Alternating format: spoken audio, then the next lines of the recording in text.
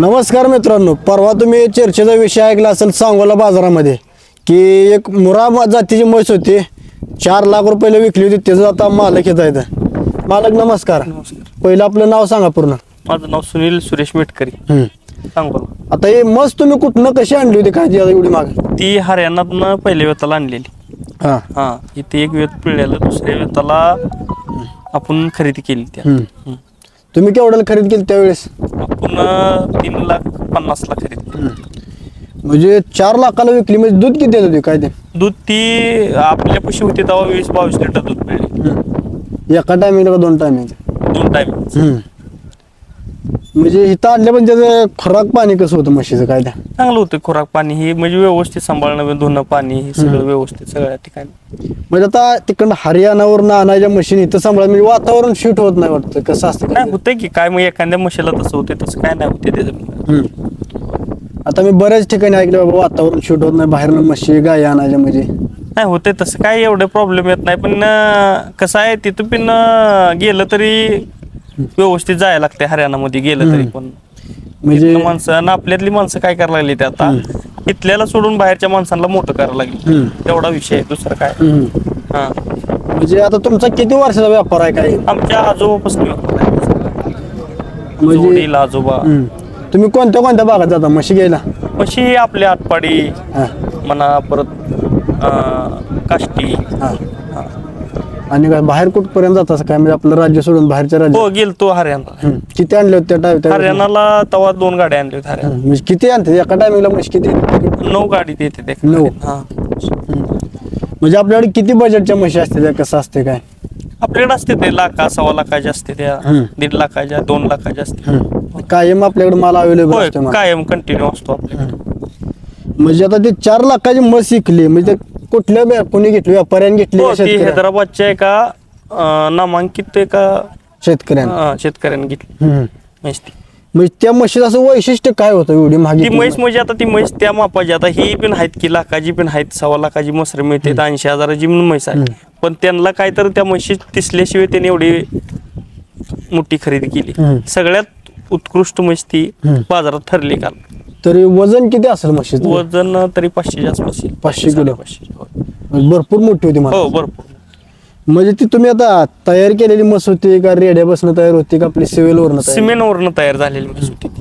कोणतं सिव्हिल वापरलं होतं काय, कसं काय? युवराज सिमेंट होत ती. युवराज. म्हणजे ती काहीतरी किती 9 कोटीला काहीतरी रेडा प्रसिद्ध त्याचं ना? हो. म्हणजे त्या म्हशीचं म्हणजे असं तुम्हाला म्हणजे कशी तुम्ही घेतली काय, म्हणजे कशी तुमच्यापर्यंत आली काय ती म्हस? म्हणजे ती म्हैस एका आपले एक मित्र आहेत दहिवडीचे, सचिन जुंदळे म्हणून, त्यांनी म्हैस आणली होती ती. त्यांच्यापासून मी खरेदी केलेली. त्यांनी केवढ्याला आणली होती त्यावेळेस? त्यांनी एवढं काय नाही सांगता येणार त्यांनी केवढ्याला आणलेली, पण आपण त्यांच्यापासून खरेदी केली. हा, म्हणजे आता ह्या व्यापार क्षेत्रात तुम्ही कसं काय उतर? आता एवढी आता दुसरी एवढी क्षेत्र असताना म्हशीचा व्यापार का ती आमच्या कसं आहे, आम्हाला एक आवड आहे. आमच्यापाशी पंढरपूर जातीच्या 20 म्हशी आहेत घरी. घरी आता? हा, तिथनं आमचं पहिल्यांदा पंढरपुरी म्हशींचा आमचा मोठा व्यापार आहे. आमच्या वडिलापासून आजोबापासून सगळ्यात मोठा व्यापार. आमच्या वडिलांना ही सगळं माहित आहेत, सगळ्यांना माहित आहेत. हा, मग तिथनं आमचा आता ती आम्ही ह्या क्षेत्रात उतरलो. तिथनं म्हणजे आपलं हळूहळू ह्या क्षेत्रात उतरला मला. हा. तुम्ही किती वर्षापासून ह्या क्षेत्रात आहे काय? आता 4 वर्ष झालं मी या क्षेत्रात आहे. 4 वर्ष. हा, आतापर्यंत मोठ्या खरेदी किती किती केली? आज पहिल्यांदा एवढी मोठी खरेदी माझी. पहिल्यांदा एवढी मोठी खरेदी आणि विक्री हा, सगळ्यात मोठी पण आणि सगळ्यात ही पण खरेदी. आता तुमच्याकडे गाडी मागे पळवायची पण म्हशी असते? हो, आहेत. पंढरपुरी म्हशी पण आहेत आपल्या. तुमच्या काय आहेत का? हो, आहेत घरी आहेत. 20 म्हशी आहेत. मैदानच्या नाहीत पण आहेत. पंढरपुरी म्हशी आहेत. आपल्याला जरा ह्यात जमत नाही त्यामुळे मैदानलाही पळवत नाही आपण. हा, तुम्ही आता कोणतं बाजार फिरता काय? काष्टी आहे, मिरज आहे, परत इकडं सांगोला बाजार, ही बाजार फिरतो. शेतकऱ्यांच्या म्हशी खरेदी करतो तुमच्या आटपाडी भागात नाही. म्हणजे आता एका बाजारात किती किती किती म्हशींची दावण लागते काय तुमच्या? आपल्या 8-9 म्हशी असतात दर आठवड्याला प्रत्येक बाजार. म्हणजे आता तुम्ही आता कसं म्हशीचं क्षेत्र कसं काय निवडलं? आता तुम्ही आता एवढं आता बैला क्षेत्र आहे, जर्शांचं क्षेत्र आहे, म्हणजे कसं आहे त्यात एक आवड आहे आपल्याला त्या क्षेत्रातली. आपल्या घरी म्हशी आहेत, ती व्यापाराची एक आपल्याला आवड आहे, त्यामुळे ती क्षेत्र आपण निवडलं. हे क्षेत्र आपलं म्हणजे आतापर्यंत काय कमवलं बा ह्या नादात तुम्ही मासरांच्या?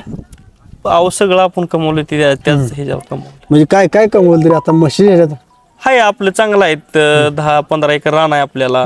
गावात 2-3 मजली बिल्डिंग आहे आपली. भाड्या नाही ती सध्याला आता चालू. हा, म्हणजे म्हशींच्या जेव्हा 10-15 एकर रान केलं. हो, एक 5-7 एकर तर म्हशीच्या जेवावर घेतले सगळं. म्हणजे एका बाजारला गेल्यानंतर किती तुमचा ह्या फायदा होतो असा?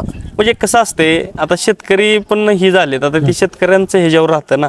मग ते आता मोरणं पण आता खरेदी हीच करायला लागते, टाईटच घ्यायला लागते. मोरणं जशी खरेदी होईल तशी मोहर विक्री होणार. असं काय पण प्युअर ह्याच्यावर आता हे नसते. पण एका म्हशी मग आम्हाला 4-5 हजार मिळते. म्हणजे एका बाजारात सगळा खर्च बघून किती राहते तरी? आता एका म्हशी मागं म्हणलं तरी 30-40 हजार राहतात आम्हाला.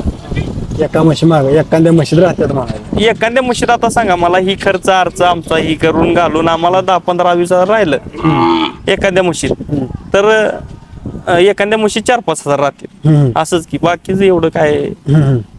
आणि एखाद्या म्हशीत आम्हाला 10-20 हजार तोटा पण होतो. तोटा पण आहे. हा, असं ते पण आहे. तोटा पण सण आता व्यापार करायचा म्हणजे. आणि एखादी कसं आहे त्यात नुसता नफाच नाही. एखादी 2-2.5 लाखाची 1.25 लाखाची म्हैस आमच्यापाशी आली का मरती पण, ही पण सण करायला लागते. म्हणजे व्यापार करायचा म्हणजे सण करायचे पण धाडस पाहिजे त्यात सण करायची बी धाडस पाहिजे.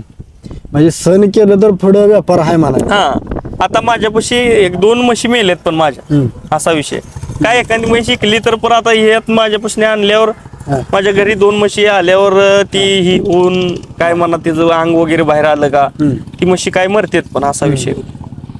आता एवढं म्हशी आता तुमच्या ट्रीटमेंट कोणतं डॉक्टर असतं काय ट्रीटमेंटला? असतात की हे डॉक्टर असतात आपलं. काय कोणतं डॉक्टर नाव काय त्यांचं काय? विश्वजित बंडगर. म्हणजे आपलं आंबेवाडी? हा, आंबेवाडीच.